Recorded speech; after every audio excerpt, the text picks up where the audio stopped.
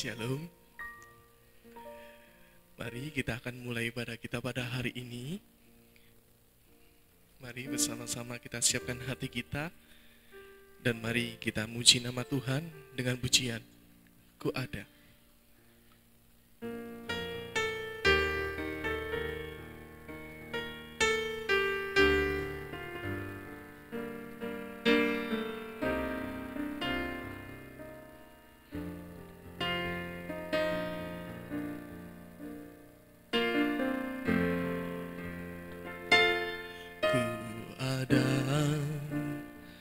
Sebab anugerah-Mu ku ada, karena kasih-Mu Tuhan Yesus. Ku berterima kasih buat kasih rahmat-Mu ku ada.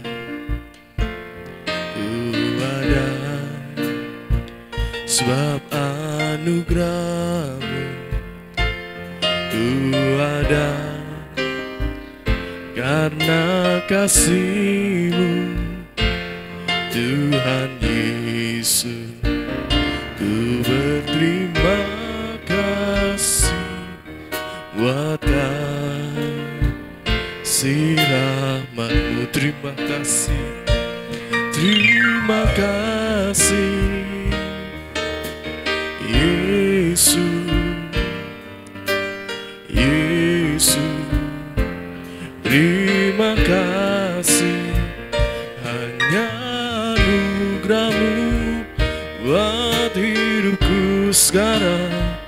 Ku kan memuji-Mu selamanya. Terima kasih, terima kasih Yesus, Yesus, terima kasih. Hanya anugerah-Mu buat hidupku sekarang. Ku kan memuji-Mu selamanya. Sekali lagi, ku ada sebab anugerah-Mu. Ku ada sebab anugerah-Mu ku ada, karena kasih-Mu Tuhan Yesus.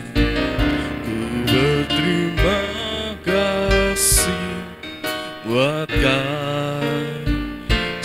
rahmat-Mu. Terima kasih, terima kasih Yesus, Yesus, terima kasih.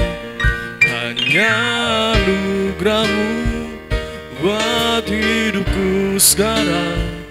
Ku kan memuji-Mu selamanya. Katakan terima kasih, terima kasih Yesus, Yesus, terima kasih. Hanya anugerah-Mu buat hidupku sekarang. Ku kan memuji-Mu selamanya. Hanya anugerah, hanya anugerah-Mu buat hidupku sekarang. Ku kan memuji-Mu selamanya. Mari bersama-sama kita berdoa. Sungguh kami mengucap syukur Tuhan, sebab kami merasakan adalah orang yang beruntung. Kami dapat merasakan kasih-Mu, dapat mengenal Engkau Tuhan. Sebab Engkau selalu menyertai kami. Kami tidak akan bisa jalan sendiri jika tanpa-Mu Tuhan. Dan kami akan memulai ibadah kami pada hari ini Tuhan, yang dimana kami akan belajar rahasia firman-Mu Tuhan. Kiranya Engkau membimbing setiap kami, sehingga kami dapat mengerti semua yang ingin Engkau katakan kepada kami Tuhan. Sehingga dapat menjadi rema dan juga dapat menjadi berkat bagi kita.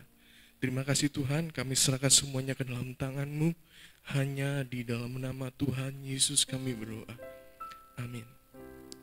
Ya, sekali lagi shalom Bapak Ibu. Seperti yang kita tahu bahwa Tuhan sudah memberikan segalanya buat kita. Bukan hanya waktu, bukan hanya berkat yang Ia berikan, namun Ia memberikan hidupnya bagi kita.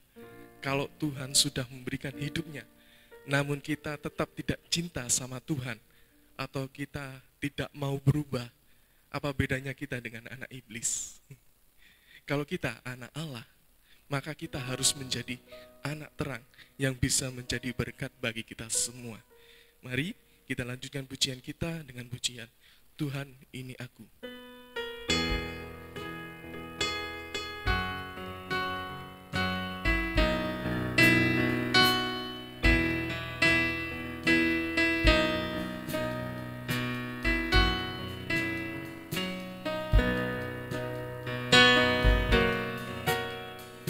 Tuhan, ini aku, jadikanlah ku alatmu untuk memberitakan Injil-Mu. Tuhan, ini aku.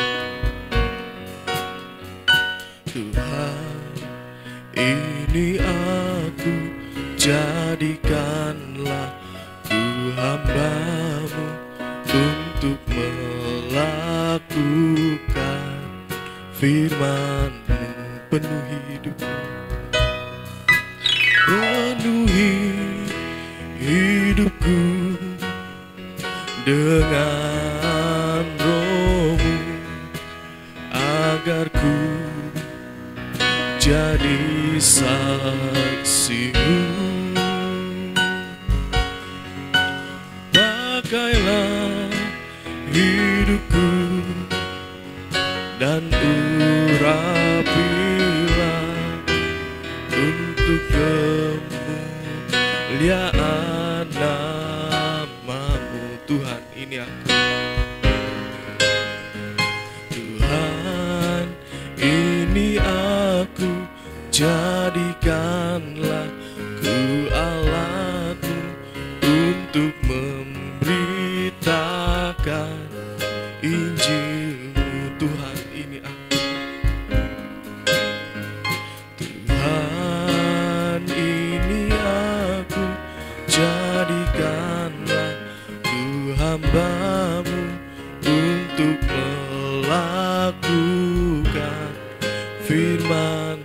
Penuhi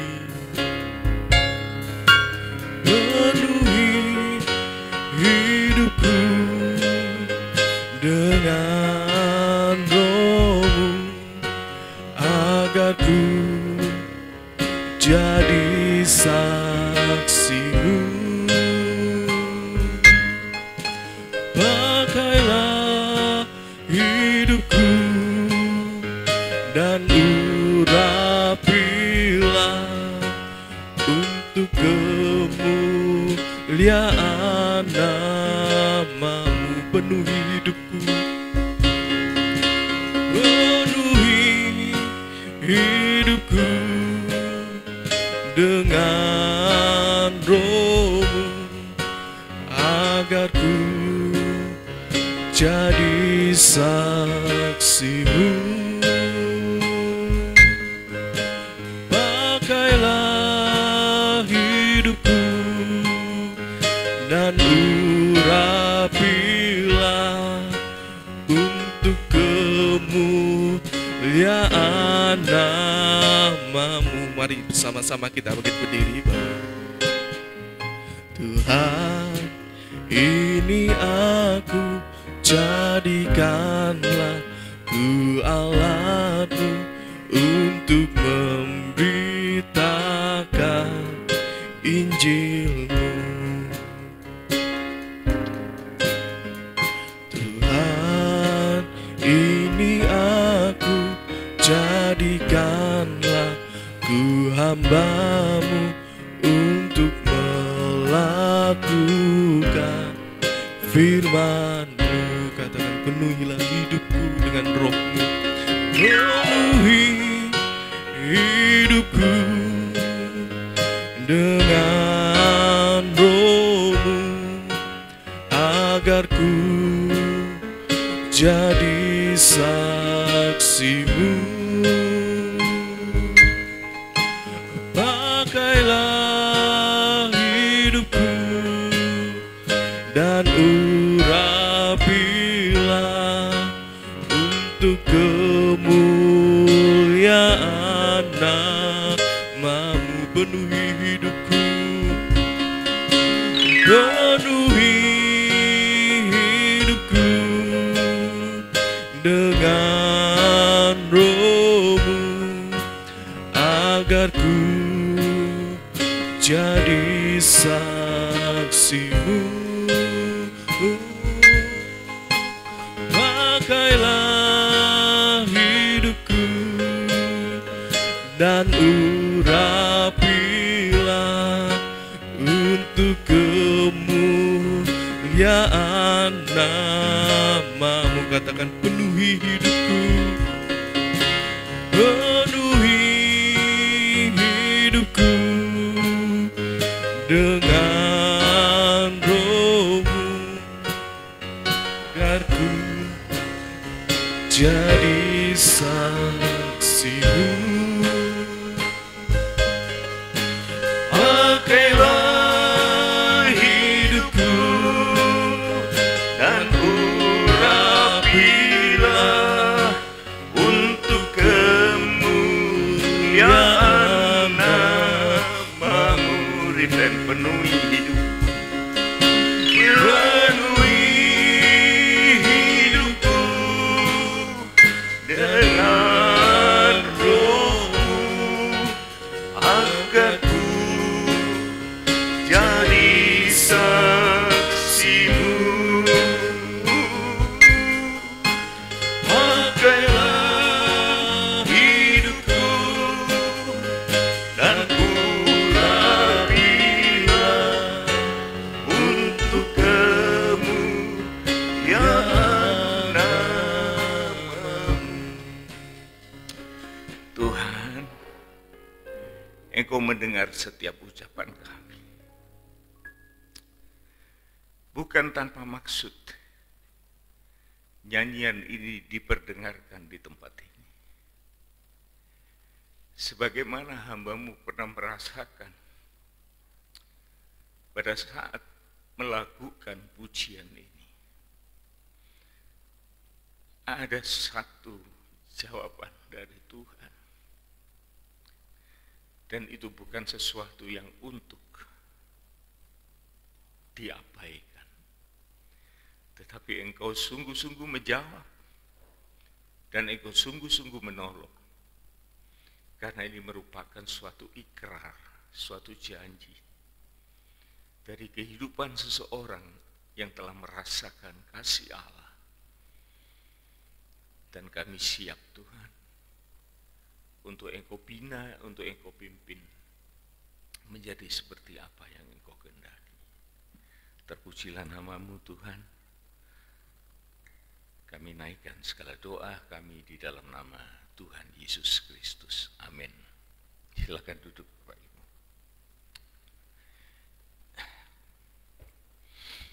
Seringkali kita tidak merasakan apa yang kita katakan, saudara. Seringkali kita menyanyi hanya sekedar menyanyi. Tetapi jikalau nyanyian kita itu dijawab oleh Tuhan, akan terasa di dalam kehidupan kita bahwa sesungguhnya Allah mendengar dan Allah menyambut. Oleh sebab itu kita perlu mempersiapkan hati pikiran kita setiap kali kita masuk di dalam ibadah. Oleh karena di dalam ibadah ini sungguh-sungguh bukan sesuatu yang percuma, tetapi memang kita diberi waktu dan keluasan oleh Tuhan untuk bisa hadir dan mendengarkan firman Tuhan. Dengan kepentingan kita macam-macam, saudara ya. Jadi ada kepentingan-kepentingan secara pribadi, tapi juga mungkin ada kepentingan orang lain dan lain sebagainya. Dan tidak jarang di dalam ibadah itu, oleh karena kita menginginkan sesuatu, maka kita mencoba minta kepada Tuhan. Tetapi ada kalanya permintaan itu supaya dianggap, supaya itu lebih afdol, maka kita membuat suatu perjanjian kepada Tuhan. Lah, dalam perjanjian ini, saudaraku, seringkali kita lengah. Rebu yang lalu kita sudah belajar mengenai bagaimana Ananias dan Safira. Dia kehidupan suami istri yang saya yakini tentunya pada waktu mereka akan melakukan sesuatu, mereka itu sudah ada kesepakatan berdua antara suami dan istri ini untuk mempersembahkan sesuatu kepada Tuhan. Namun kita tahu ceritanya bahwa persembahan itu adalah hasil dari penjualan tanah yang mereka miliki. Itu untuk Ananias dan Safira. Tapi buat kita kan beda. Ada sesuatu yang kita inginkan. Dan tanpa kita sadari seringkali kita menjanjikan sesuatu kepada Tuhan. Tetapi seringkali juga kita tidak bisa menepati apa yang kita janjikan kepada Tuhan. Nah ini saudaraku, semakin lama di dalam pengikutan kita kepada Tuhan, kita semakin diasah kepekaan hati kita ini untuk kita mengingat apa yang telah kita katakan kepada Tuhan. Dan itu jangan sampai terjadi sesuatu yang tidak kita jalankan. Saya punya pengalaman, saudaraku, pada waktu saya bekerja. Dalam keadaan yang sangat berkekurangan waktu itu. Rumah saya ada di Tambak Sari di Surabaya, di Jalan Bogen, rumah yang kumuh, rumah gedek. Ya. Pekerjaan saya di Jalan Dupak di Surabaya itu cukup jauh. Oleh karena saya butuh pekerjaan, saya bekerja di tempat itu. Saya pernah bersaksi sebagai apa? Sebagai kuli angkut. Naiknya sepeda ontel, sepedanya pinjem lagi. Ini istri saya ini saksi. Dia tahu waktu saya melaratnya orang itu dia tahu. Dia pernah ke rumah saya waktu saya sakit. Waktu dia datang nyambangi saya pikir, aduh, kok datang ya? Saya pikir, waduh, ini sesuatu yang sangat memalukan buat saya. Tetapi untung dia seorang wanita, tidak tipe melihat keberadaan orang. Tapi dalam hati saya enggak enak betul itu ya. Karena saya tidak mau diketahui keadaan saya waktu itu. Tapi karena saya sakit, dia datang nyambangi. Nah, dalam keadaan yang sangat terpuruk itu, kami bekerja dengan sepeda ontel itu jauh, jauh. Hujan-hujanan, panas kepanasan. Nah, selang beberapa waktu di dalam bekerja itu, saya itu kepingin punya sepeda motor. Nah sebelum kepingin punya sepeda motor itu sebelumnya saya sudah pendekatan sama dia. Sudah mulai jalan bareng gitu. Lah siapa toh orangnya yang tidak kepingin goncengkan pacarnya? Kan kepingin. Tapi mosok digoncengin pakai sepeda ontel. Ya, pertama ya capek lah wong jauhnya kayak gitu. Nah saya ini kepengen punya sepeda motor. Saya bilang sama Tuhan, ya saya sudah mulai ke gereja. Tuhan, saya ini kepengen punya sepeda motor. Ya, iseng-iseng coba-coba memberanikan diri untuk datang ke manajer saya waktu itu. Saya bilang, Pak, saya ini kepingin punya sepeda motor, tapi tidak punya uang. Boleh tak saya pinjem di perusahaan ini, nanti saya cicil. Nah, bos saya itu tanya, kamu tuh mau beli apa? Ya, saya ini mau beli Bromfit aja, Pak. Yang apa itu Sondap. Waktu itu ada yang namanya Sondap.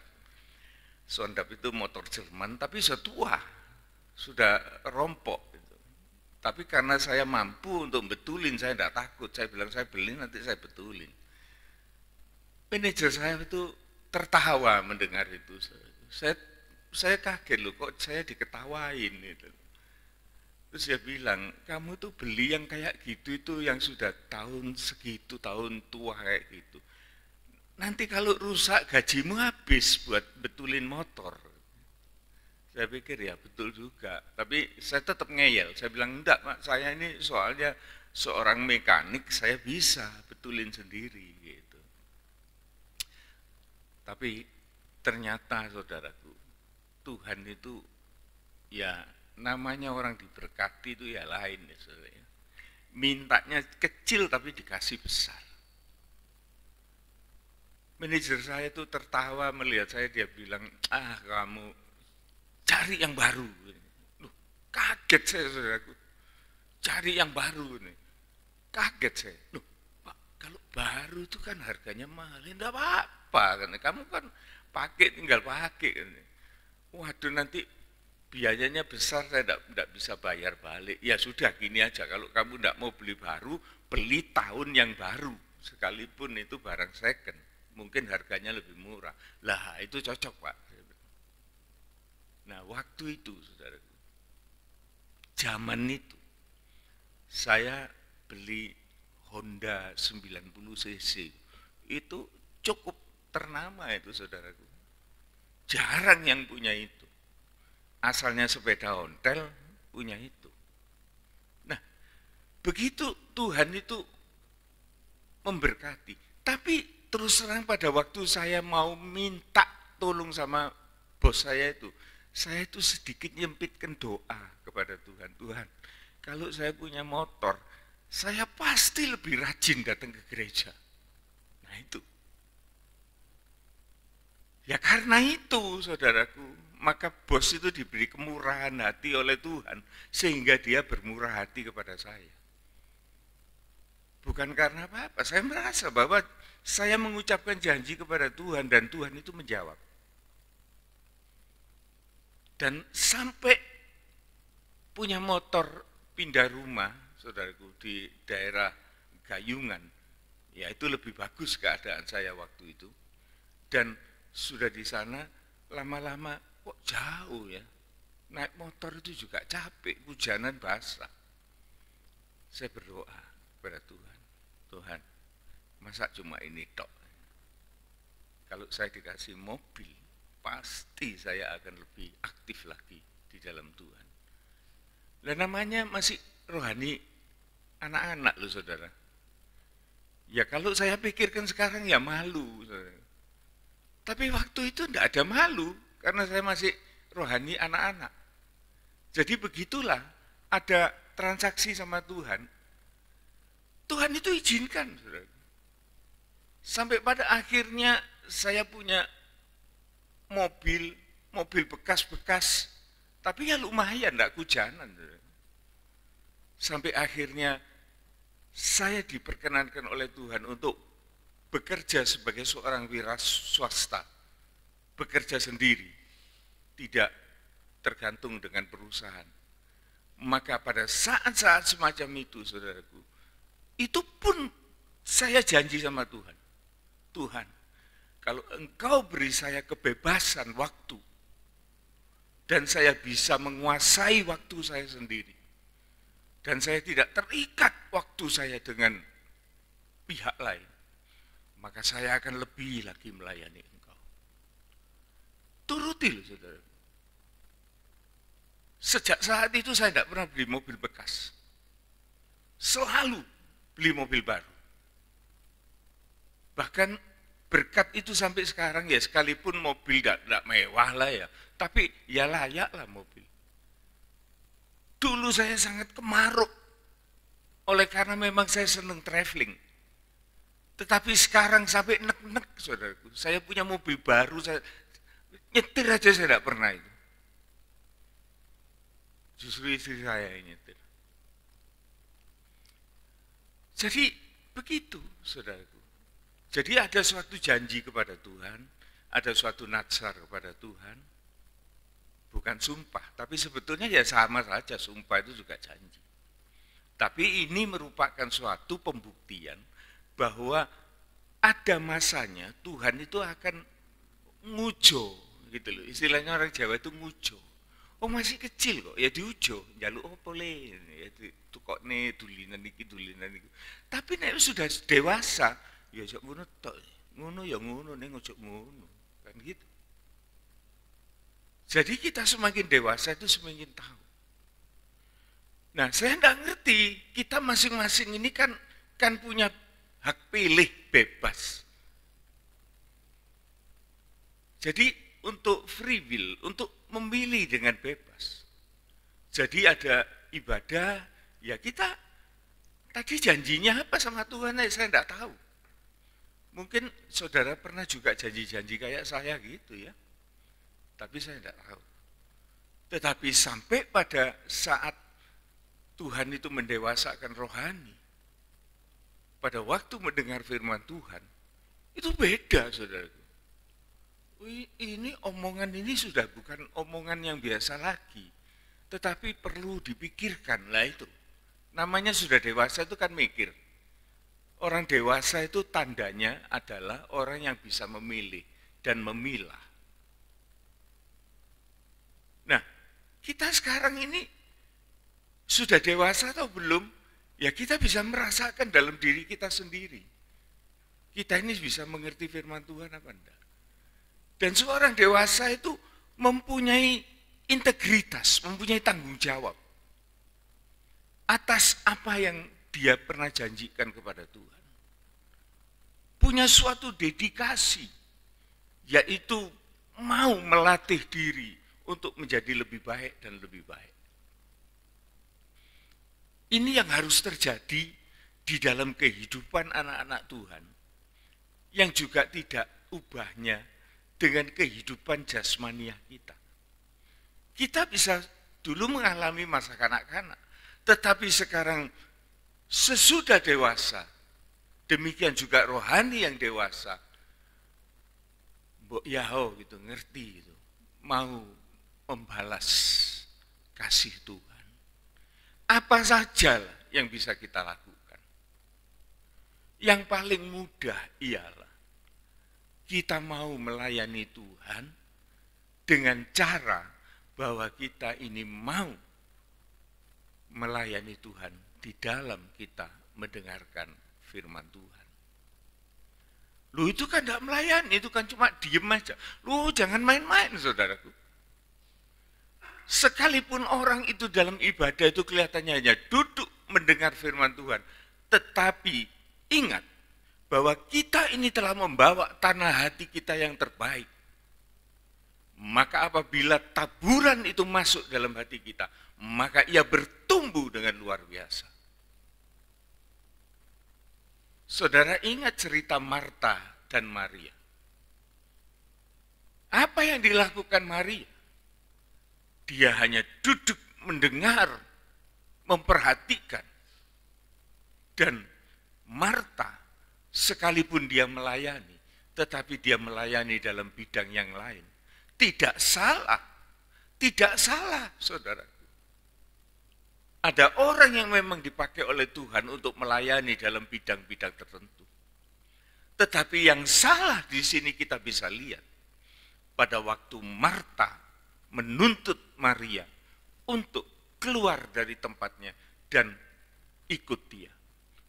Pada waktu itu Tuhan Yesus mengatakan, Marta, Marta, engkau meributkan pekerjaan-pekerjaan.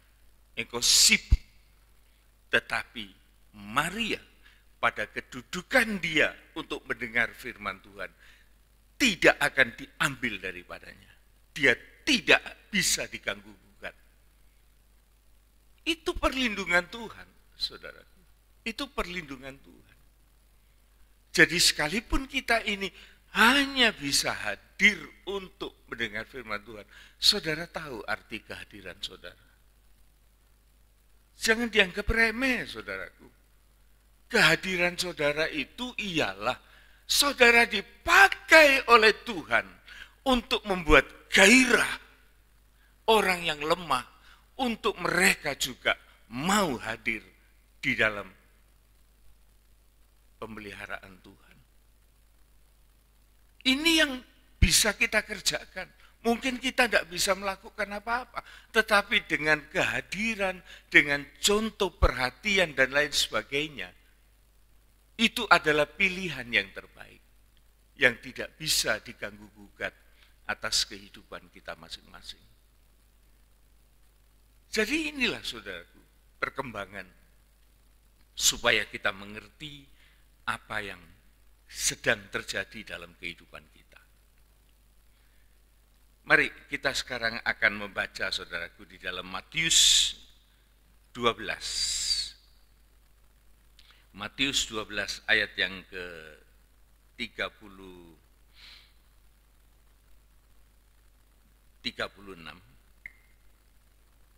Kita mulai dari 35 dulu supaya lebih lengkap. Orang yang baik mengeluarkan hal-hal yang baik dari perbendaharaan yang baik, dan orang yang jahat mengeluarkan hal-hal yang jahat dari perbendaharaan yang jahat. Perbendaharaan ini berbicara tentang hati, saudara. Jikalau kita ini hadir membawa hati yang disiapkan untuk menerima benih Tuhan, maka benih yang ditaburkan itu akan bertumbuh dan berlipat ganda.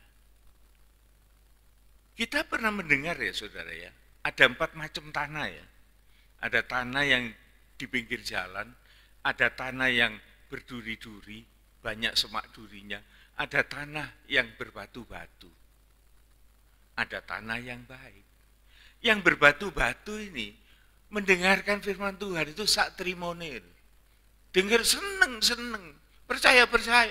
Tapi begitu ada masalah, lupa, kering.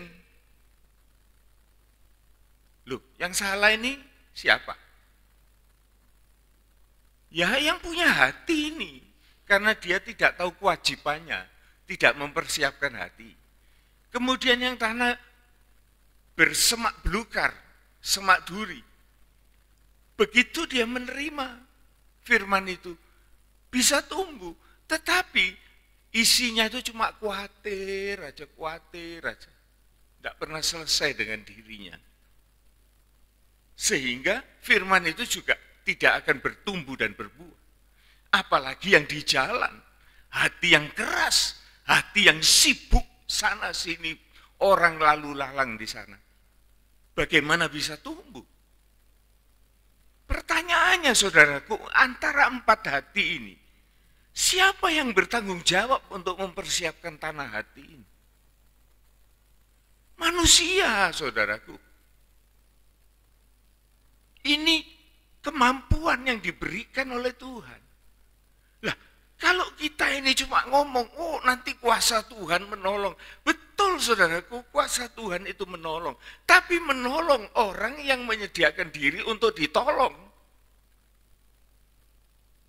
Lah kalau enggak mau ditolong gimana? Lah tandanya orang mau ditolong itu gimana?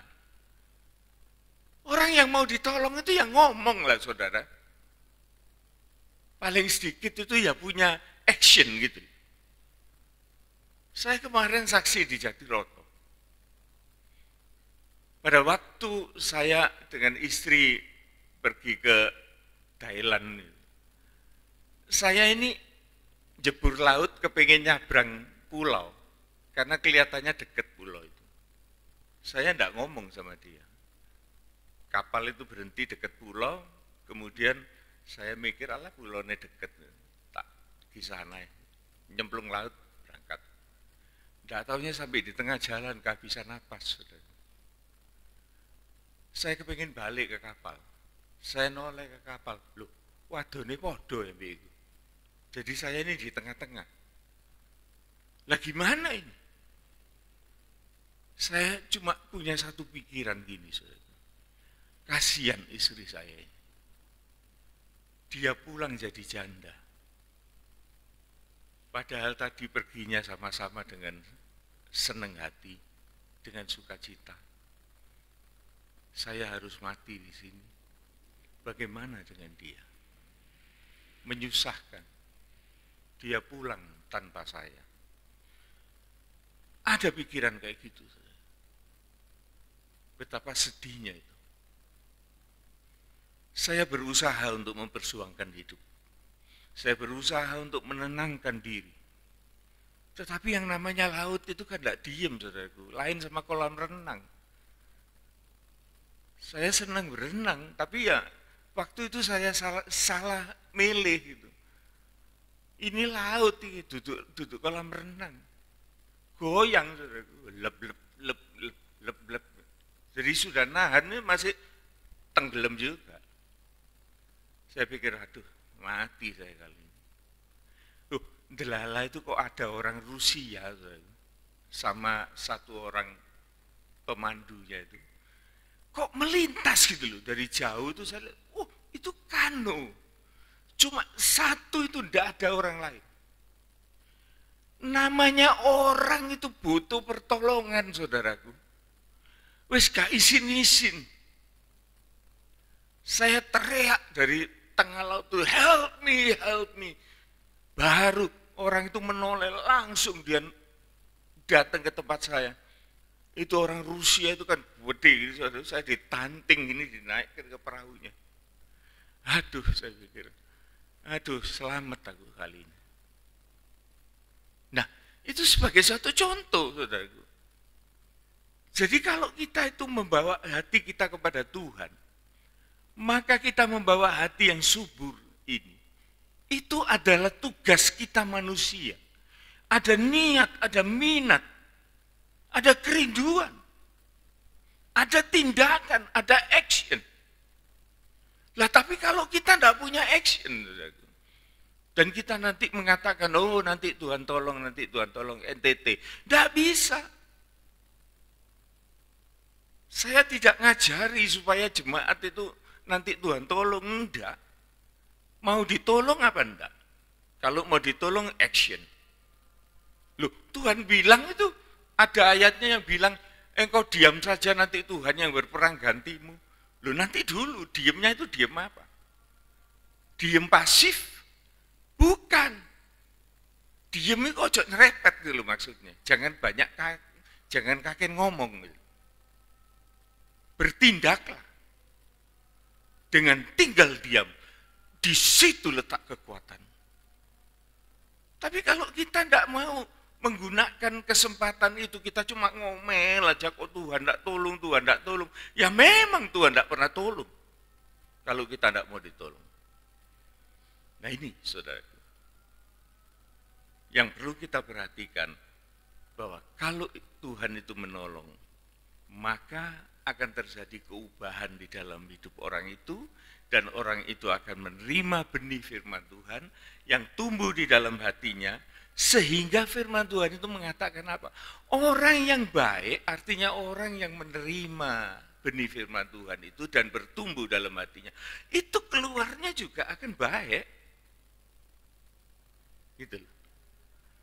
Tetapi kalau orang itu jahat hatinya, dia juga mengeluarkan perkataan-perkataan yang jahat dari hatinya. Salah satu perkataan yang jahat itu ialah mencobai Tuhan. Wah, itu jangan main-main. Seperti Ananias dan Safira tadi. Di dalam hatinya tidak tulus, tidak murni kepada Tuhan. Tetapi pada waktu dia menerima hasil penjualan itu, dia mulai terpukau dengan nilai mamon yang ada di tangannya. Dan kemudian suami istri ini bertanya, saling bertanya, gimana? Dikek kabeh ndak? Ojo, kekno separuh ae. Lho, mang janji kekno kabeh. Lho, janji lah mang, nek saiki lah enggak dijanjekno. Putusane lah. Dipermainkan, saudaraku. Jadi ini perkataan-perkataan yang jahat itu tadi ialah perkataan yang tidak bertanggung jawab. Sekalipun itu belum bertindak, tetapi itu sudah dirancang di dalam hati masing-masing. Sehingga rancangan yang tidak baik itu akan terlaksana dan menimbulkan suatu tindakan yang sangat membahayakan dirinya. Oleh sebab itu, saudaraku, ayat 36 dari Matius 12 ini mengatakan, tetapi aku berkata kepadamu, setiap kata yang sia-sia yang diucapkan orang harus dipertanggungjawabkan pada hari penghakiman. Hari penghakiman itu ada loh, saudara. Jangan bilang, oh enggak apa-apa, loh bukti ini enggak apa-apa. Itu orang fasik. Kita enggak melakukan, loh enggak apa-apa. Tuhan tetap pelihara, kita enggak kurang apa-apa. Oh belum, saudaraku. Tuhan itu memberi keluasan kepada kita. Tuhan itu memberi sesuatu yang dia mau berkata kepada kita, kepada umatnya. Hari ini hari nyepi, saudara. Kelihatannya juga anggota gereja banyak yang nyepi, karena gerejanya sepi.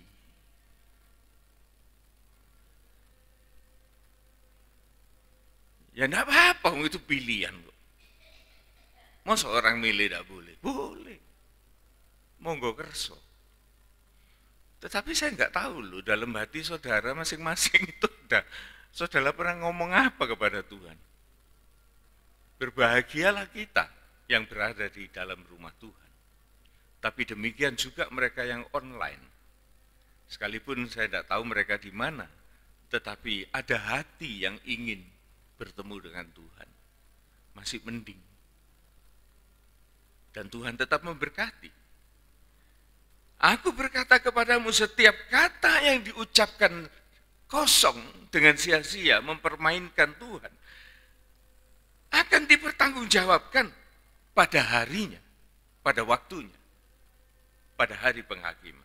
Ayat 7, karena menurut ucapanmu engkau akan dibenarkan, dan menurut ucapanmu itu pula engkau akan dihukum. Makanya tadi waktu nyanyi, pakailah hidupku untuk kemuliaan-Mu, untuk memberitakan Injil-Mu. Saya itu teringat waktu saya lampau, saudara. Waktu saya mulai berjanji-janjian sama Tuhan.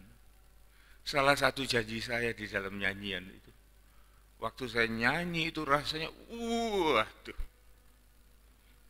ini tidak mainan ini. Sehingga saya pada waktu mendapat kesempatan untuk melayani di Lumajang, saya sudah berusia 70 tahun, saya sudah tidak mampu lagi untuk menjalankan kegiatan misi. Karena misi itu banyak keluar pulau, naik gunung, turun gunung, masuk lembah, masuk desa, sudah tidak mampu. Saya pikir, waduh, saya jadi pengangguran. Tetapi Tuhan bukakan kesempatan untuk di Lumajang. Saya tahu betul, kalau saya menolak, saya itu sudah selesai. Mau apa? Saya sudah selesai. Teman saya banyak yang sudah selesai. Tetapi jikalau saya tidak melanjutkan pelayanan itu kepada Tuhan, saya pun juga akan mendapat giliran selesai. Oleh sebab itu pada waktu saya kena COVID begitu berat, banyak teman-teman saya yang gugur. Saya mendapat kemurahan untuk dipulihkan, untuk disehatkan kembali. Setelah saya sehat, saya itu berpikir, untuk apa saya hidup? Oleh karena Tuhan mau memberi kesempatan saya untuk melayani sidang jemaat di Lumajang. Jangan disia-siakan, saudaraku. Jangan disia-siakan. Oleh karena ini bukan permainan manusia. Saya di Lumajang ini saya sudah ngerti apa-apa, saudaraku. Dan saudara tahu apa yang terjadi pada waktu saya baru pindah. Tapi Tuhan itu beri ketenangan loh buat saya. Sungguhan, itu kalau bukan dari Tuhan, stres loh itu saudara. Tapi Tuhan berikan ketenangan. Tuhan berikan hati yang berani untuk menjalankan tugas yang Tuhan berikan kepada saya. Jadi ada yang sudah kita dengar, saudaraku, bahwa kita perlu membawa diri kita untuk melayani Tuhan. Paling tidak kita bisa mau mendengar firman Tuhan, oleh karena Tuhan akan menaburkan benih di dalam hati kita yang baik, dan yang terjadi ialah kita dipakai oleh Tuhan di dalam kita berkata-kata, di dalam kita bertindak, berbicara, dan lain sebagainya. Tuhan itu menyertai. Itu kemuliaan bagi Tuhan. Nah, sekarang saudaraku, saya akan mengajak kita kembali pindah di dalam Injil Matius 5 yang menjadi topik kita, saudara ya. Saya akan menyisir beberapa yang pernah kita dengar Rabu yang lalu, supaya kita refresh kembali. Ayat yang ke-33 dari Matius 5 mengatakan, kamu telah mendengar yang difirmankan kepada nenek moyang kita, dengan jangan bersumpah palsu, melainkan peganglah sumpahmu atau janjimu itu di depan Tuhan. Jadi pertanyaannya, apa boleh orang Kristen itu bersumpah? Boleh, saudaraku. Asal sumpahnya itu sungguh-sungguh. Dan sumpah itu kan sama janji, itu kan sama, saudaraku. Kan ada orang Kristen yang mengatakan, jangan bersumpah, tapi cukup berjanji. Lah ya enggak apa-apa, janji itu juga sumpah. Tetapi sumpahnya orang Kristen itu beda, saudaraku. Beda bumi langit dengan sumpah-sumpah orang lain. Kalau sumpah orang lain itu kan, saya bersumpah, kalau saya benar, saya selamat, kamu mati. Kalau saya yang salah, saya dilaknat. Itu juga namanya sumpah, tapi itu kan sumpahnya orang yang tidak punya solusi. Tetapi sumpah itu, saudaraku, sebagai orang Kristen itu mengatakan, pada akhir kalimat sumpah itu dia mengatakan, semoga Tuhan menolong saya. Saudara lihat, setiap sumpahnya orang Kristen itu, setelah dia selesai mengucapkan sumpahnya, dan dia mengatakan, semoga Tuhan menolong saya. Supaya kita bisa mengatakan, ya di atas ya, tidak di atas tidak. Itu moralnya. Moralnya itu sumpah itu ialah menyatakan kebenaran yang sesungguhnya. Dan itu tidak akan bisa terjadi dengan baik apabila kita tidak ditolong oleh Tuhan. Oleh sebab itu kita berjanji, kita bersumpah, kita berikrar. Satu jangan kita lupakan. Kiranya Allah itu menolong saya. Nah, ini yang merupakan kehendak Tuhan. Ayat 34, saudaraku. Ini Tuhan Yesus loh yang ngomong, ingat loh ya. Matius ini Injil, yang bicara ini Tuhan Yesus sendiri. Tetapi aku berkata kepadamu, jangan sekali-kali bersumpah. Lah ini yang biasanya dipakai sama orang. Ini tidak boleh bersumpah. Nanti dulu ini koma. Aku berkata kepadamu, jangan sekali-kali kamu bersumpah baik demi langit, karena langit itu adalah takhta Allah. Kenapa kita harus ngomong langit? Tidak langsung aja berkata kepada Tuhan. Nah, ini ada pengurangan, ada penurunan nilai Allah untuk tidak dikaitkan di dalam sesuatu yang sangat sakral di dalam sumpah itu. Sehingga sumpah itu dibuat permainan. Dan permainan itu dilanjutkan oleh orang-orang ahli Taurat dan orang-orang Farisi. Yang akhirnya di-downgrade dari bumi, dari langit, sampai kepada bait suci, sampai kepada mezbah, sampai kepada Yerusalem. Tuhannya mana? Tidak ada. Kenapa? Ya memang di-downgrade. Dirusak. Kenapa dirusak? Loh, tujuannya ada. Oleh karena masalah ini akan dibuat suatu komersil.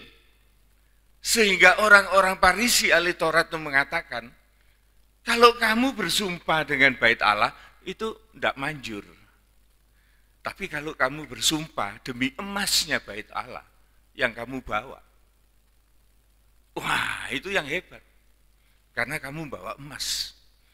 Dari emas itu maka sumpahmu, janjimu itu didengar Tuhan. Ini kan satu kekurangan ajaran. Kalau kamu bersumpah demi mezbah, kurang manjur. Tapi yang paling manjur kalau kamu bawa persembahan, ditaruh di atas mezbah, dan kamu bersumpah demi persembahan itu, lah itu yang manjur. Itu yang didengar Tuhan. Oleh sebab itu Tuhan mengatakan ini suatu yang merusak. Dan itu dibuat mainan, dibuat suatu bisnis, sehingga di dalam rumah Tuhan, di dalam bait suci itu, bukan lagi ibadah yang murni, tetapi di dalamnya ada koperasi. Jual beli. Buktinya Tuhan Yesus pada waktu ke Yerusalem, dia melihat bait suci itu diperlakukan sedemikian. Dia marah sekali dan dia membuat cemeti dari tali-tali itu. Dan dia menghajar orang-orang itu untuk keluar. Saya heran, saudara, bagaimana Yesus itu mempunyai wibawa ya. Waktu itu menghajar orang-orang dagang yang jual sapi, jual cempe, jual kambing, pedus. Itu disapu sampai orang penukar uang itu mejone ditendang jungkir balik. Mereka diusir keluar. Bahkan orang mengatakan, apa-apaan ini? Maka Tuhan mengatakan, lihat nanti, tidak ada batu yang tersusun dari batu yang lain. Ada saatnya kejahatan-kejahatan kayak gini nih, di dalam topeng rohani akan dihancurkan. Dan sungguh, saudara, 70 tahun kemudian setelah kematian Yesus, ada seorang kaisar Romawi yang bernama Titus, itu merusak, menghancurkan bait suci. Sehingga apa? Tidak ada batu yang tersusun dengan batu yang dibawanya. Kenapa kok bisa begitu? Oleh karena tentara-tentara Romawi itu, saudaraku, waktu dia membakar bait suci itu, emas itu meleleh, saudaraku. Meleleh. Masuk di dalam celah-celah tegelnya. Sehingga tentara-tentara itu melihat, ini emas. Mereka sibuk membakar, juga sibuk nyongkeli, ngambil emas-emasnya bait Allah itu. Sehingga tembok-tembok itu diteteli semua. Roto, habis. Itu yang dinubuatkan oleh Yesus. Oleh karena Tuhan tidak suka akan hal-hal yang semacam itu. Kecerobohan manusia menggunakan kesakralan atas perkataan-perkataannya. Yang orang Jawa bilang itu apa? Melenjani. Jadi ya apa ya, main-main gitu. Itu yang Tuhan tidak suka. Ya. Jangan sekali-kali bersumpah demi langit, demi bumi. Karena langit itu juga Allah itu ada di sana. Maupun demi bumi. Ayat 35. Karena bumi itu tumpuan kaki Tuhan. Ataupun demi Yerusalem. Karena Yerusalem itu adalah kota raja yang besar. Janganlah juga engkau bersumpah demi kepalamu. Karena engkau tidak berkuasa memutihkan atau menghitamkan sehelai rambut pun. Tapi sekarang bisa disemir. Kalau saya ini kebablas. Wis gak iso disemir karena enggak kerasan, rambutnya rontok. Jadi disemir ya percuma medidik ya sebabnya. Kalau putih semua kan aksi kayak malaikat. Ya, jangan bersumpah demi kepalamu karena engkau tidak berkuasa memutihkan atau menghitamkan selai rambut pun. Tetapi jika ya, hendaklah kamu katakan ya. Kalau tidak, hendaklah kamu katakan tidak. Apa yang lebih daripada itu berasal dari si jahat. Jadi pesan firman Tuhan ini saudara, memberikan kita suatu wawasan bahwa kita harus berhati-hati di dalam perkataan-perkataan kita. Ya. Mari kita melihat sekarang dari pihak lain, yaitu bagaimana Tuhan tentang sumpah itu. Tapi saya ingin melengkapi kita, saudaraku, oleh karena kita tadi sudah masuk di situ, kita akan melengkapi di dalam Matius 23 supaya lebih jelas. Supaya lebih jelas, saudaraku, kita akan melihat Matius 23 ayat yang ke-16. Nah ini perlu kita perhatikan karena tadi saya sudah cerita tapi tanpa membaca teks. Mungkin saudara bisa lupa atau saudara kurang greget ya. Saya diingatkan untuk membacakan teksnya tadi apa yang saya katakan. Matius 23 ayat 16. Ini koreksi dari Tuhan Yesus kepada orang-orang Farisi dan ahli Taurat. Ayat 16. Celakalah kamu hai pemimpin-pemimpin buta, yang engkau berkata, bersumpah dengan demi bait suci. Sumpah itu tidak sah. Tetapi bersumpah demi emas bait suci, sumpah itu mengikat. Ini kan merusak, seharusnya kan atas nama Allah. Tetapi diturunkan atas nama langit bumi, atas nama bait Allah, atas nama mezbah. Semakin lama kita kehilangan sakral dari segala apa yang kita janjikan kepada Tuhan. Kemudian diarahkan bersumpah demi emas, sumpah itu mengikat. Maka Tuhan mengatakan, hai kamu orang bodoh dan orang buta, mana yang lebih penting? Emas atau bait suci yang menguduskan emas itu? Ternyata dikembalikan oleh Yesus, bait suci itu yang lebih bernilai daripada persembahan-persembahan. Oleh karena tempat itulah bersemayam Allah yang menguduskan segala persembahan itu. Jadi jangan kepada manusia, saudara. Selalu fokusnya kita melakukan segala sesuatu itu dengan memandang kepada Tuhan. Ya. Kemudian ayat 18 mengatakan, bersumpah demi mezbah. Sumpah itu tidak sah. Tetapi kalau bersumpah demi persembahan yang di atasnya, sumpah itu mengikat. Hai kamu orang buta, apakah yang lebih penting? Mana yang lebih penting? Persembahan atau mezbah yang menguduskan persembahan itu?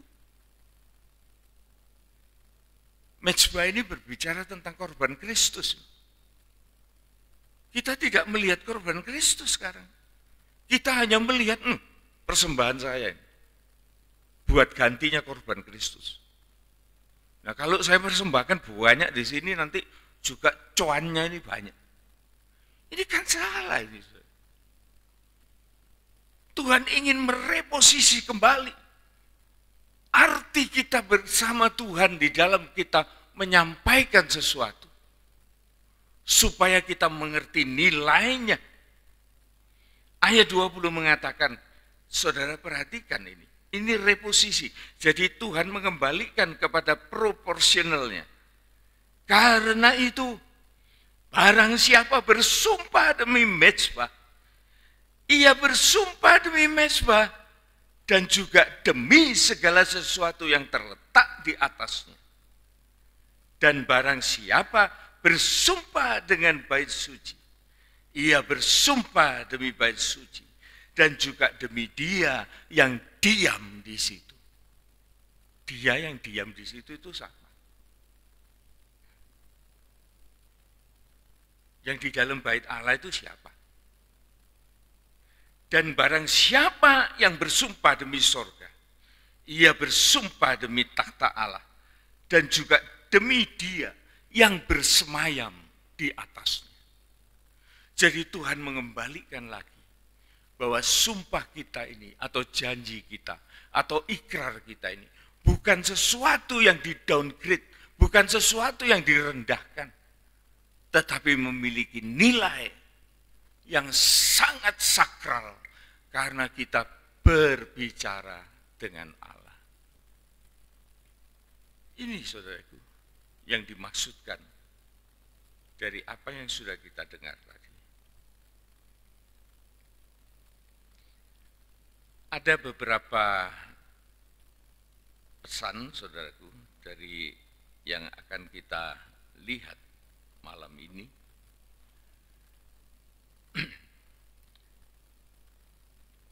Ada beberapa contoh bagaimana orang itu menanggapi Allah dalam hal ini. Kita lihat ya saudara ya, memang ini materinya agak berat sekarang, tetapi tidak apa-apa, kita perlu mengerti ini. Kita lihat di dalam Kejadian 22 ayat yang ke-18. Ayat yang 16. Kejadian 22 ayat 16. Tuhan mengatakan demikian. Katanya, ini Allah yang berkata, aku bersumpah demi diriku sendiri. Allah itu juga mau bersumpah.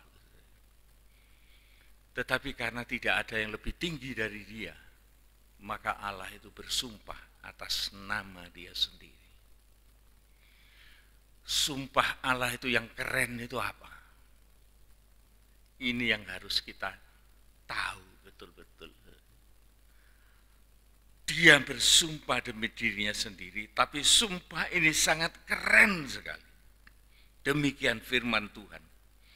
Karena engkau Abraham telah berbuat demikian, dan engkau tidak segan-segan untuk menyerahkan anakmu yang tunggal kepadaku. Jadi sumpah dari Allah ini saudaraku, oleh karena dia tujukan sumpah itu kepada Abraham. Abraham ini menunjukkan suatu tindakan yang luar biasa. Maka aku akan memberkati engkau berlimpah-limpah dan membuat keturunanmu sangat banyak seperti bintang di langit dan seperti pasir di tepi laut. Dan keturunanmu itu akan menduduki kota-kota musuhnya. Dan oleh keturunanmu lah semua bangsa di bumi akan mendapat berkat karena engkau mendengarkan firman-Ku, mendengarkan perintah-Ku. Itu untuk Abraham. Untuk kita apa? Kita bangsa kafir, tidak mengenal Abraham. Tetapi oleh karena janji Allah ini, saudaraku, oleh keturunan Abraham, itu langsung menunjuk kepada Kristus yang membawa bangsa kafir ini mendapat berkat dari janji Allah itu. Untuk apa? Untuk kita bisa masuk di dalam iman Abraham dan kita memiliki hak waris dari Abraham. Keren, saudaraku. Jadi bukan sumpah-sumpah yang kayak apa, saudaraku. Tetapi betul-betul sumpah itu merupakan suatu janji Tuhan yang melalui Abraham dikatakan segala bangsa, semua bangsa di dunia ini akan diberkati. Termasuk kita. Dan kita sudah menerima berkat Abraham ini oleh karena kita percaya kepada Yesus. Ya. Kemudian kita lihat ada janji Tuhan yang mengatakan tentang Tuhan akan memberikan seorang dari keturunan Abraham. Galatia 3 ayat 16. Jadi keturunan Abraham itu adalah menunjuk kepada satu orang, yaitu Yesus. Galatia 3 ayat 16. Adapun kepada Abraham diucapkannya segala janji atau sumpah itu, dan kepada keturunannya. Tidak dikatakan kepada keturunan-keturunannya, seolah-olah dimaksudkan oleh banyak orang. Tetapi hanya satu orang, dan kepada keturunanmu, yaitu Kristus.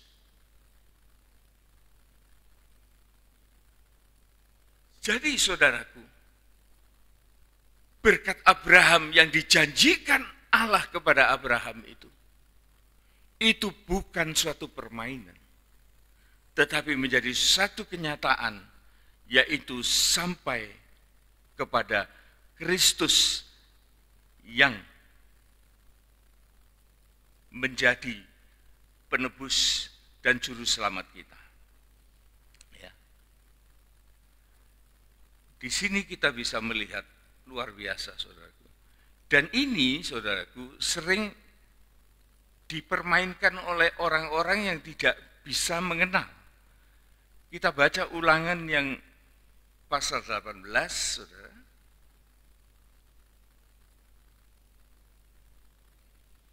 Ulangan 18. Saudara perhatikan, ini ayat-ayat terakhir, tetapi ini merupakan suatu klimaks dari apa yang akan kita terima. Ulangan 18 ayat yang ke-15 mengatakan, seorang nabi dari tengah-tengahmu, dari antara saudara-saudaramu, sama seperti aku, kata Musa, akan dibangkitkan bagimu oleh Tuhan Allahmu. Dialah yang harus kamu dengarkan. Ini nubuat Musa ini, saudaraku, ada keterkaitannya dengan sumpah Allah kepada Abraham. Oleh karena keturunan itu akan muncul seorang yang dikatakan sebagai nabi dari tengah-tengahmu, yaitu membicarakan tentang Kristus yang muncul di atas permukaan bumi ini. Bahkan ini sampai 2 kali diulang pada ayat yang ke-18. Seorang nabi akan kubangkitkan bagi mereka dari antara saudara-saudara mereka. Seperti engkau ini, aku akan menaruh firman-Ku dalam mulutnya, dan ia akan mengatakan kepada mereka segala yang mereka kuperintahkan kepadanya. Orang yang tidak mendengarnya segala firmanku ini, yang diucapkan oleh nabi itu demi namaku, daripadanya akan dituntut pertanggungan jawab. Jelas saudaraku, bahwa janji Allah terhadap Abraham itu dilanjutkan kepada Ishak, kepada Yakub, sampai kepada keturunannya. Siapa keturunannya? Sampai kepada Yesus. Itu adalah hasil dari sumpah Allah yang tetap pada relnya sekalipun gonjang-ganjing di dalam perjalanan itu. Banyak orang yang menafsirkan ini, saudaraku, bahwa ini bukan Yesus, katanya. Ini ada orang lain, nabi lain, bukan Yesus. Loh, jelas di dalam Galati tadi dikatakan bahwa keturunan itu adalah Yesus, adalah Kristus. Mau siapa lagi? Lah ini yang harus kita mengerti, saudaraku. Begitu kuatnya janji Allah itu, sampai pada ribuan tahun yang sudah berjalan, masih kita merasakan kehebatannya. Dan antara lain Tuhan menjanjikan, iman Abraham itu yang kita terima. Seperti halnya kita ini menjadi anak-anak Abraham. Dan kita akan menerima warisan yang dijanjikan oleh Abraham.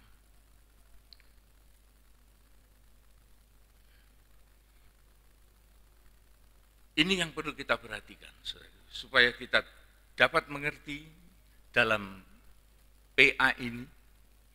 PA ini sebetulnya sebagian besar mengulangi Rebu yang lalu.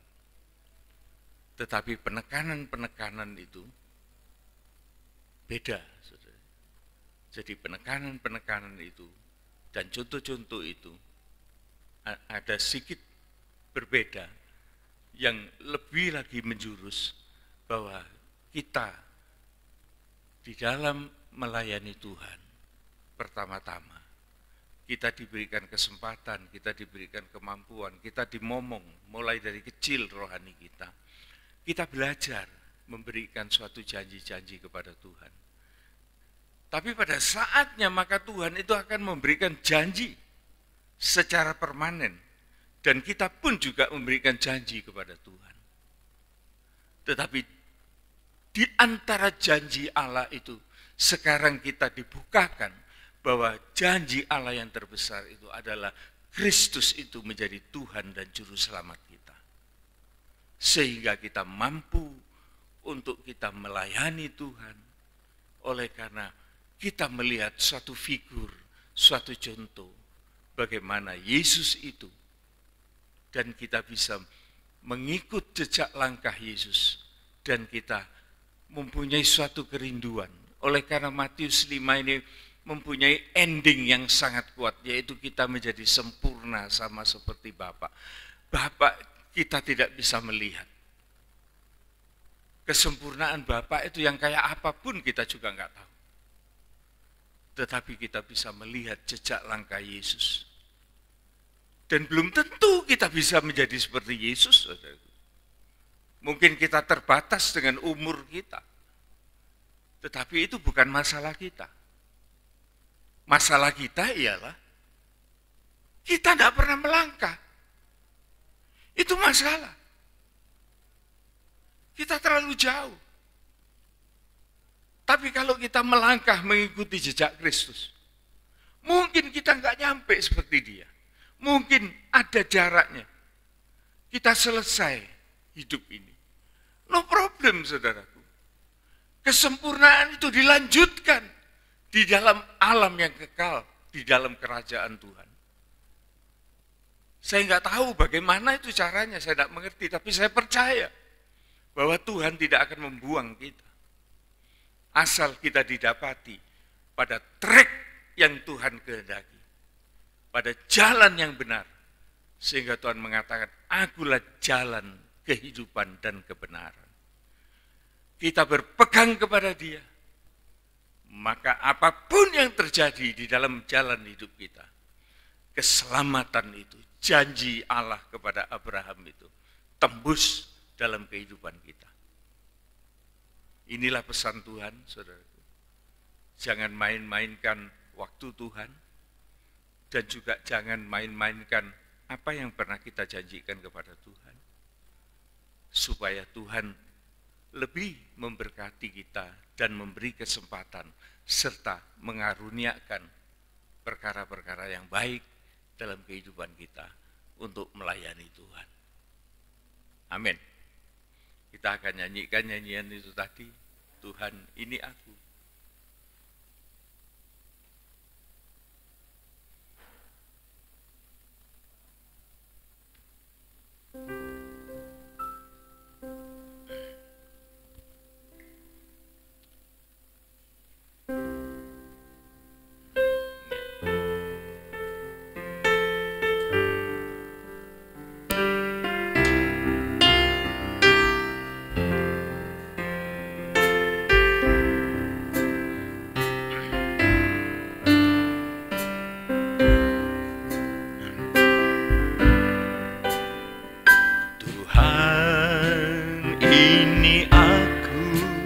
Jadikanlah ku alatmu untuk memberitakan Injilmu. Tuhan, ini aku, jadikanlah ku hamba-Mu untuk melakukan firman. Penuhi hidupku dengan Roh-Mu, agar ku jadi saksi-Mu. Pakailah hidupku dan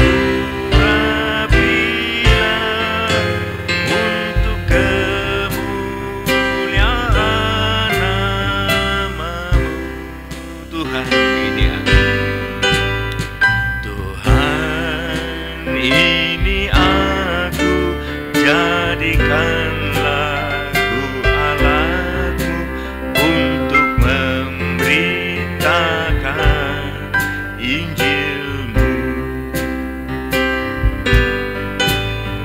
Tuhan, ini aku, jadikanlah ku hamba-Mu untuk penuhi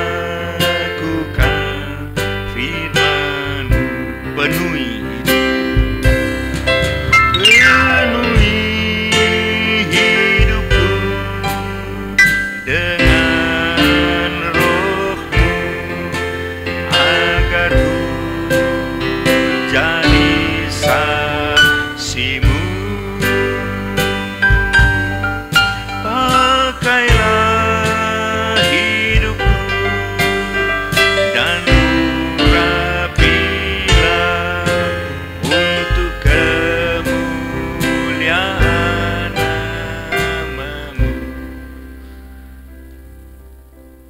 saudara ngerti apa yang saudara ucapkan? Apakah itu keluar dari hati yang tulus? Atau masih ada kesangsian atau takut? Apapun keadaan saudara, saudara sudah mengucapkan itu dan saudara mengerti artinya. Kalau saudara takut, Tuhan akan memberikan keberanian. Kalau saudara ragu, Tuhan akan memberikan suatu kepastian. Kalau saudara tidak mampu, Tuhan akan memberikan Roh Kudus-Nya untuk kita dimampukan. Jadi, apa yang harus kita lakukan sekarang? Ucapkan. Oleh karena ini kehendak Tuhan yang terbaik atas kehidupan manusia. Adakah kehidupan manusia itu yang terbaik? Apa itu? Kaya, sukses, baik. tapi tidak terbaik. Yang terbaik itu ialah bahwa kita sudah selesai dengan kehidupan kita dan kita bersama dengan Tuhan. Itu yang terbaik. Ya. Kita nyanyikan, Tuhan, ini aku, dan kita pakai berdiri. Tuhan, ini aku, jadikanlah ku alatmu untuk memberitakan Injilmu. Tuhan, ini aku, jadikanlah ku hamba-Mu untuk melakukan firman-Mu. Penuhi hidupku dengan Roh-Mu, agar ku jadi saksi-Mu. Pakailah hidupku dan urapilah untuk kemuliaan nama-Mu. Penuhi hidupku dengan Roh-Mu, agar ku jadi saksi-Mu. Pakailah hidupku dan urapilah untuk kemuliaan nama. Tuhan, terima kasih. Segala sesuatu yang kami dengar dari firman-Mu, Tuhan, mungkin sebagai manusia kami tidak mampu untuk menjalankan. Tetapi janji kami, Tuhan, bahwa kami ingin mengikut Engkau dalam segala ketidakmampuan kami. Tapi iman kami yang kami dapat dari firman Tuhan yang kami dengar ialah bahwa kekuatan itu sesungguhnya bukan berasal dari kami, tetapi atas janji-Mu kepada Abraham. Engkau telah bersumpah demi diri-Mu sendiri kepada Abraham, dan Engkau yang akan mengerjakan sesuatu dengan kuat kuasa-Mu dan tidak pernah gagal. Bahkan kami saat-saat ini masuk di dalam janji-Mu itu. Untuk itu kami bersyukur, Tuhan. Sekalipun kami penuh kelemahan dan kegagalan, tetapi janji-Mu itu lebih tinggi dari segala apa yang kami mampukan. Sehingga kami betul-betul tidak mengharapkan diri kami sendiri, apapun yang ada pada kami. Tetapi sekarang kami beralih kepada janji Allah yang akan Engkau kerjakan secara turun-temurun selama manusia ini masih ada di bumi. Maka kuasa janji-Mu, pemeliharaanmu dan pengampunan-Mu serta segala berkat-berkat-Mu itu Engkau anugerahkan kepada kami. Terima kasih Tuhan. Hanya ajarkan kami untuk kami boleh merendahkan diri, supaya kami tidak mengangkat diri kami, menyombongkan diri kami, merasa kami yang berjanji dan kami yang mampu, kami yang bisa. Tuhan, ampuni. Oleh karena bukan kekuatan kami sesungguhnya, tetapi janji-Mu itu Tuhan, yang Engkau penuhi sampai kepada kehidupan kami saat ini. Terima kasih Tuhan, jikalau Engkau pun juga mengajar kami untuk menjadi seperti sempurna dalam berkata-kata, sempurna di dalam janji kami. Terima kasih Engkau melatih kami, dan Engkau mengampuni kami. Terima kasih Tuhan. Engkau berkati sidang jemaat-Mu dimanapun mereka berada Tuhan. Baik yang hadir di dalam ibadah ini maupun yang mendengarkan secara online. Tuhan pun juga mengasihi dan Tuhan juga memberkati. Pada kesempatan ini Tuhan, kami juga berdoa untuk Ibu Timbul, di mana Engkau telah memberkati, menyelesaikan rumah yang dia diami. Engkau memberkati pengayoman sebagai keperluan pokok dari kehidupan manusia. Namun Engkau juga memberkati sandang, pangan, papan, dan juga keselamatan yang kekal dari Tuhan. Ibu ini juga mengucap syukur kepadamu Tuhan, biar Engkau terima ucapan syukur ini dan Engkau juga memberkati yang lain. Saudara-saudaraku yang dikasihi oleh Tuhan, sekarang terimalah berkat anugerah, kasih sayang, damai sejahtera, sukacita, keselamatan yang kekal dari Allah Bapa, Putra, dan Roh Kudus akan menyertai kehidupan kita semua mulai dari saat ini sampai Maranatha Tuhan Yesus datang kembali. Pulanglah beserta dengan segala berkat-Nya, dan kita juga diberikan berkat-berkat jasmania untuk kebutuhan dan hidup layak di bumi ini. Demikian pun juga kita diberkati untuk menjadi berkat bagi sesama. Di dalam nama Tuhan Yesus Kristus, kami sudah berdoa. Amin, amin, amin. Tuhan berkati.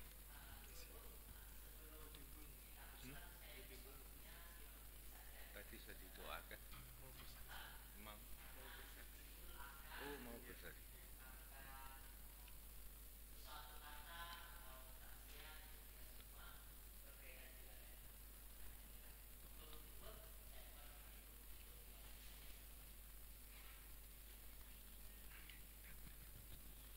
Selamat malam. Sebentar saya mengganggu. Saya mengucapkan puji syukur dan terima kasih kepada Tuhan. Malam ini sungguh saya mengucapkan syukur dan terima kasih kepada Tuhan, yang mana Tuhan sudah memberkati saya sehingga rumah saya bisa selesai. Meskipun rumah itu tidak bagus, tapi saya percaya Tuhan selalu mendengarkan doa-doa saya. Saya memohon pertolongan kepada Tuhan sehingga Tuhan sudah menolong saya. Hingga rumah saya sudah selesai, saya sudah tidak kehujanan lagi, tidak ketampesan lagi seperti dulu. Kalau hujan angin saya mesti singkitan ke sana kemari, takut kehujanan. Demikian kesaksian sebentar. Sungguh saya mengucapkan puji syukur dan terima kasih. Dan saya terima kasih pada tante, pada om juga, doanya juga saudara-saudara semua. Semoga Tuhan memberkati. Amin. Puji Tuhan, puji Tuhan. Tuhan memberkati.